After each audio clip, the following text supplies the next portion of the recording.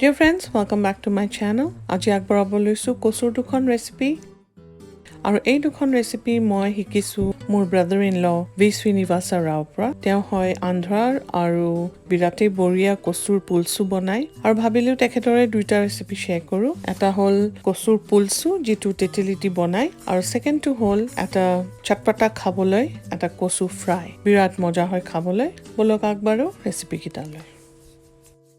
এই ৰেচিপি দুখনৰ কাৰণে লোৱা হৈছে 6টামান কচু আৰু কচুকেইটা প্ৰেছাৰ কুকাৰত দি পেলাই তাত অকণমান পানী দি দিব। পানী দিয়া হৈ যোৱাৰ পিছত তাত এডোখৰ নেমু টেঙা দি দিব। নেমু টেঙাটো দিয়া হৈছে যাতে প্ৰেছাৰ কুকাৰটোত দাগ বহি নাযায়। আৰু এতিয়া আমি ঢাকনখন মাৰি 2টা হুইচেল মাৰি লৈছোঁ। প্ৰেছাৰৰ ঢাকন খুলি যেতিয়া কচুখিনি বাঢ়ি কৰিব ঠাণ্ডা হ'বলৈ দিব আৰু ঠাণ্ডা হ'লে বাকলিখিনি গুচাই ঠিক এনেদৰে গোল গোলকৈ স্লাইচ কৰি ল'ব around 1/4 ইঞ্চ থিক। আৰু এনেদৰে কাটি পেলাই এটা বাটিত থৈ দিব ছাইডত আৰু বাকী গোটেই কচুখিনি আপোনালোক কাটি ল'ব। এইফালে অকণমান তেতেলী ভিজাই পেলাই মই তেতেলী পাল্প ওলাই লৈছোঁ প্ৰায় আধা কাপমান। তাৰ লগতে লৈ লৈছোঁ 2 টেবুলস্পুন গুড়, 2 টিস্পুন জলকীয়া গুড়ি আৰু 1 টেবুলস্পুন চাউলৰ গুড়া। নিমখ নিজৰ সোৱাদ মতে ল'ব। নেক্সট কি কৰিম আমি এই তেতেলী পানী যিখিনি লৈছোঁ তেতেলী পাল্প তাত আমি দি দিম অকণমান নিমখ আৰু সেই গুড় জলকীয়া গুড়ি আৰু চাউলৰ গুড়া গোটেইখিনি তাত ঢালি দিম। এবাৰ ভালকৈ মিলাই পেলাই তাত আমি দি দিম এতিয়া অকণমান পানী। এই বেটাৰটো অকণমান পাতলা হ'ব লাগিব কাৰণ তেতেলী পাল্পটো অকণ ডাঠ হয় তো পানীটো মিলাই দিব লাগিব টু মেক ইট আ থিন বেটাৰ। এতিয়া এই থিন বেটাৰখিনি ভালকৈ মিলাই পেলাই আপোনালোক ছাইডত থৈ দিব। পুলচুখিনি বাগাৰ দিবলৈ কাৰণে আমাক লাগিব ক'লা সৰিয়হ, হিং, শুকান জলকীয়া, ধোৱা মাটি দাইল আৰু নৰসিংহ পাত। এতিয়া এখন ফ্ৰাই পেন বা কেৰাহীত গোটেই সেই তেতেলীৰ লিকুইডখিনি ঢালি দিব আৰু গেছটো মিডিয়াম জুইত দি দিব। যেতিয়া লিকুইডখিনি উতলিবলৈ আৰম্ভ হৈ যায় আৰু দেখিব যে গুড়খিনি সম্পূৰ্ণ গলি গৈছে ঠিক তেতিয়াই আমি তাত দি দিম সেই কাটি থোৱা কচুখিনি। যিখিনি কচু আমি গোল গোলকৈ কাটি থৈছোঁ সেই কচুখিনি ইয়াত দি দিব। কচুখিনি সেই তেতেলীৰ গ্ৰেভিত ভালকৈ ছেটল কৰি দিব যাতে প্ৰত্যেক ডোখৰে তেতেলীৰ গ্ৰেভিত ভালছে ডুব খাই যায় আৰু ঢাকনখন মাৰি এতিয়া অলপ দেৰি কাৰণে সিজিব দিব। এই পুলচুখিনি প্ৰায় সিজি গৈছে আৰু অকণ ডাঠো হ'বলৈ আৰম্ভ কৰিছে। এতিয়া আমি এই মুহূৰ্ততে গেছটো একেবাৰে কমাই দিওঁ আৰু বাগাৰ দিবলৈ ঠিক কৰোঁ। সৰু ফ্ৰাই পেন এখন গৰম দি তাত 1 টেবুলস্পুন মান তেল দি দিব।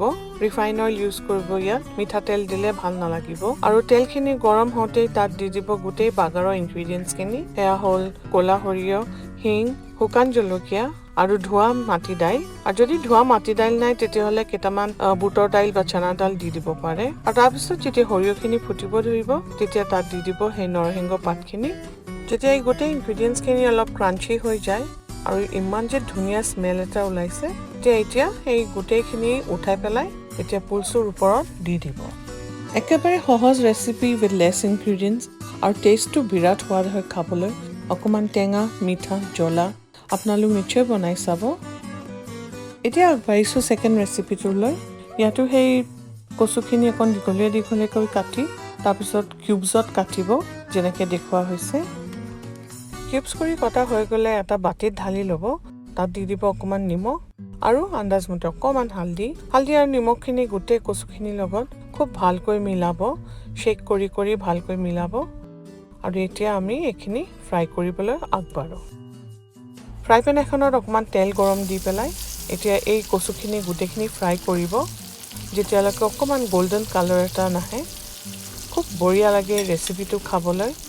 আৰু সৰু ল'ৰা ছোৱালী যদি কোনোবাই কচু নাখায় এনেকৈ ভাজি পেলাই দি দিলে তেখেতসকলে ভাবিব কি এইটো আলু হয়, আলু বুলিয়ে খাই দিয়ে।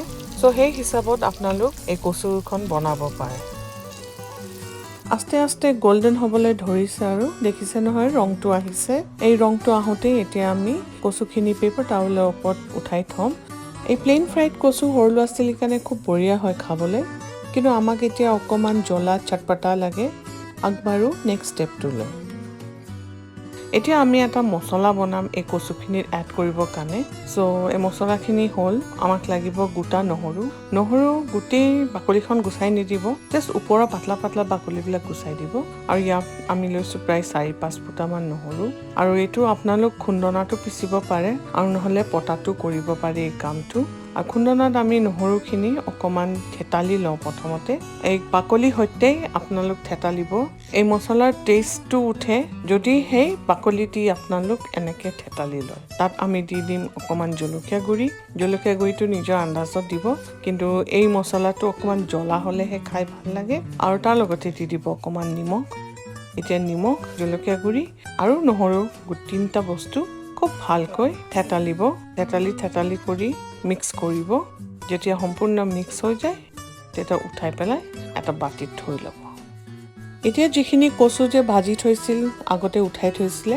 সেইখিনি এটা ডাঙৰ বাটিত লৈ ল'ব আৰু এই নহৰু শুকান জলকীয়া আৰু নিমখৰ মিশ্ৰণটো ইয়াত এড কৰি দিব আৰু গোটেইখিনি খুব ভালকৈ মিলাব বঢ়িয়াকৈ যাতে সব ফালে লাগি যায় আৰু এই নহৰু গোন্ধটো এই ফ্ৰাইড কচুৰ লগত ইমানে বঢ়িয়া লাগে খাবলৈ আপোনালোক যেতিয়ালৈকে নিজে নবনাই নাজানিব ইয়াৰ টেষ্টটো কিমান মজা হয় খাবলৈ এই চটপটা কচুৰ ফ্ৰাইখিনি ৰেডি হৈ গ'ল দেখিছেনে ৰংটো কিমান ধুনীয়া লাগিছে আশা কৰিছোঁ ৰেচিপি দুটাই আপোনালোকৰ ভাল লাগিছে আৰু নিশ্চয় ট্ৰাই কৰি চাব আৰু যিসকল নতুন ভিউৱাৰ্ছ আছে আপোনালোকক অনুৰোধ কৰিছোঁ মোৰ চেনেলটো ছাবস্ক্ৰাইব কৰিবলৈ যদি এতিয়ালৈকে কৰা নাই আৰু বেল আইকনটো হিট কৰিব নাপাহৰিব to get post notification and don't forget to check my description box for more recipe links সকলোকে মোৰ ধন্যবাদ যাচিলোঁ মোৰ চেনেলটো চোৱাৰ বাবে আৰু আপোনালোকৰ সময় স্নেহ আৰু মৰম দিয়াৰ বাবে উপস্থিত হ'ম আৰু নতুন ভিডিঅ' লৈ তেতিয়ালৈকে সকলো ভালে থাকক সুস্থ থাকক